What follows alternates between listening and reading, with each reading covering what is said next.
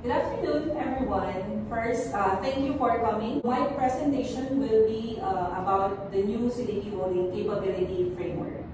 But before that, so I will be showing with you few photos, and I just wanted to know what word comes to your mind whenever you see these photos.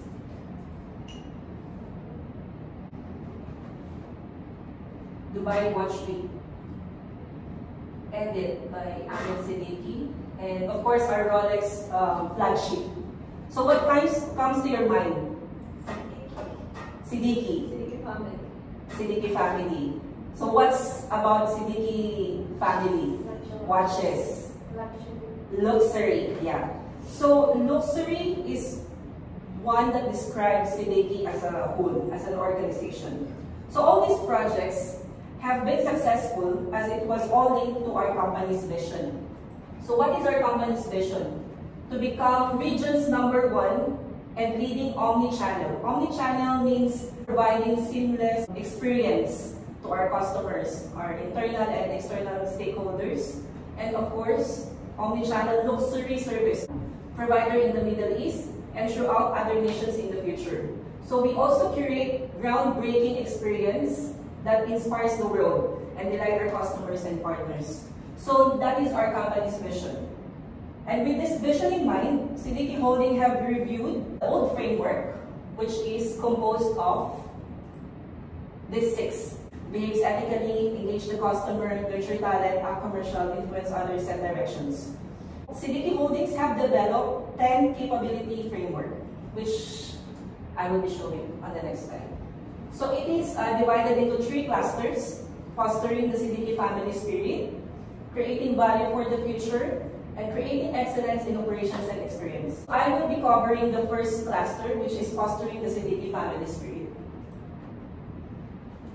Fostering the Siddiqui family spirit is composed of building trust, respecting our culture, collaborating with purpose.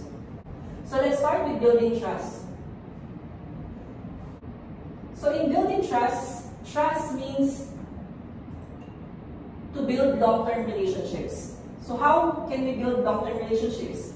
First, of course, by listening to our internal and external stakeholders, especially for us with our clients. So we need to actively listen to whatever their concerns, queries, complaints. So it should be in detail.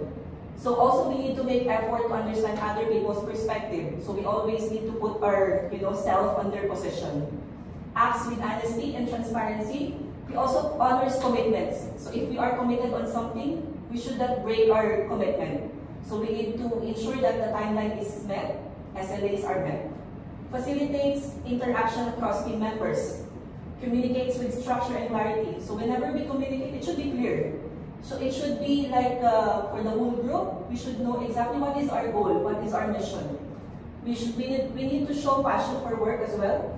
And especially respect other people's opinion and not take criticism personally. So you need to take the criticism positively, so constructive criticisms. So conclusion for this is, trust is a two-way street.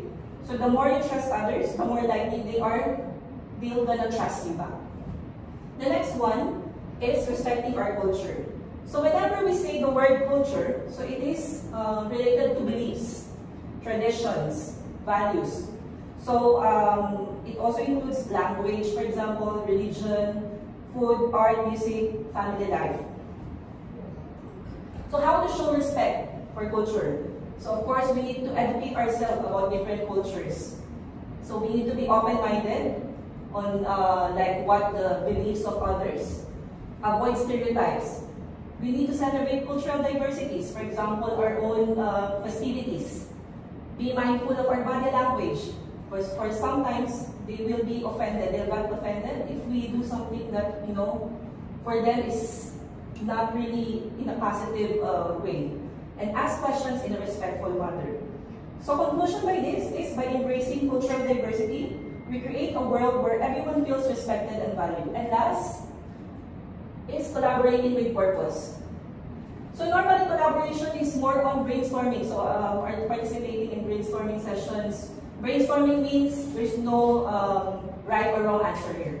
So all our decisions, all our feedbacks are all valid.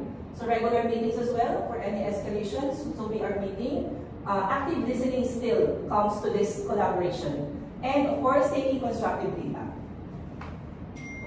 So conclusion for this is by working together with purpose, we can unlock our full potential and create something truly remarkable. So that's it. So I hope that you can have some takeaway from these three frameworks. And I hope that you can scan this link and give me a feedback